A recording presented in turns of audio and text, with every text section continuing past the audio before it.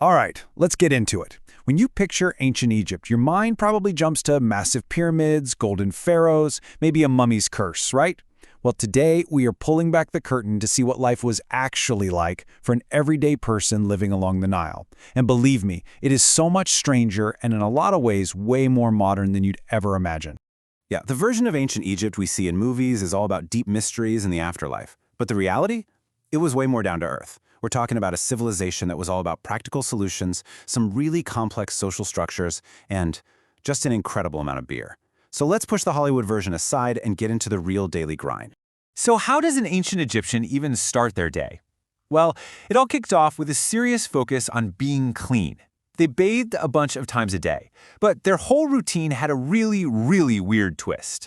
Get this, the Egyptians didn't have soap, not like we do. Instead, they used this mineral called natron. Now here's the wild part. It's the exact same salt they used to dry out bodies for mummification. So every single morning they were sort of pre-mummifying themselves. Talk about planning for the future. Their morning prep was no joke. They'd start with that natron scrub. Then came the makeup, and I mean for everybody, men, women, kids. That famous kohl eyeliner wasn't just for looks, it actually cut down on the sun's glare and helped prevent nasty eye infections. And to top it all off, a lot of them would just shave their heads completely to avoid lice and then pop on a wig. Bad hair day? No problem. Just grab a different one. Okay, so once you're exfoliated, made up, and have your wig on, it's time to head to work. And, despite what we see in the movies, that didn't always mean dragging giant stone blocks around. The Egyptian economy was surprisingly diverse, with a ton of different jobs. Of course, you had the jobs you'd expect, like farmers and weavers. But there were also doctors, brewers, and even professional mourners, people who were literally paid to show up at funerals and cry. And then you had the scribes. They were the elite, basically the original tech bros of the ancient world. If you could read and write, you had a cushy job indoors and a ton of respect. And you might think their work-life balance was awful. I mean, a 10-day work week? That sounds brutal, right? But here's the thing. It was balanced out by a massive number of public holidays. With more than 70 festival days a year, they pretty much invented the long weekend.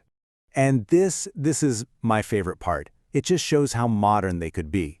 When the rations for the guys building the pyramids were late, they didn't just sit there and take it. Nope, they organized the world's very first recorded labor strike.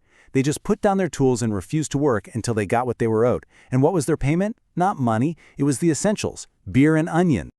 So that strike brings us perfectly to the absolute foundation of Egyptian society, beer. Seriously, it wasn't just a drink, it was food, it was medicine, it was even currency. It was the fuel that, along with bread, literally powered an entire civilization. Just let that sink in for a minute. 1 gallon.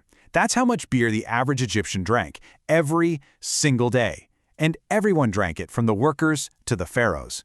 Even the kids drank it, though they had a weaker version. See, in a world where water from the Nile could be really dangerous, this thick, almost porridge-like beer was a much safer and way more nutritious choice. It was packed with vitamins. But their diet wasn't perfect. While the beer was a huge plus, their other main food, bread, had a major downside. They baked over 40 different kinds of bread, which is amazing. But the way they ground the flour with stone left a lot of sand and grit behind. The result? This constant gritty grinding action just absolutely wrecked their teeth. You can see it on mummies of even young pharaohs. Their teeth are worn down to almost nothing. Okay, let's switch gears and talk about their social lives, because this is where things get truly mind-blowing. When it came to things like family and relationships, the Egyptians were thousands of years ahead of just about everyone else. I mean, just look at this comparison. It's staggering. In ancient Egypt, women could own their own property, they could run a business, they could inherit wealth, and they could even be the one to initiate a divorce. In a world where women in most other cultures were basically treated as property themselves, Egyptian women had a level of freedom that wouldn't be seen again in many places for thousands of years. And they even took it a step further. Marriage contracts were a totally normal thing, and they worked pretty much exactly like a modern prenuptial agreement. These contracts would spell out exactly who owned what coming into the marriage and how everything would be split up if they decided to part ways. It was just incredibly practical. But their social lives also had some, let's call them interesting quirks. Take parties. At a big fancy party, it was fashionable for guests to wear these cones on their heads. They're made of scented animal fat, and over the course of the night, the cone would slowly melt, releasing this perfume and just drenching their wig in fragrant, greasy moisturizer. Hey, that was the height of fashion. And finally, just to put all of this in the right frame of mind, let's talk about time.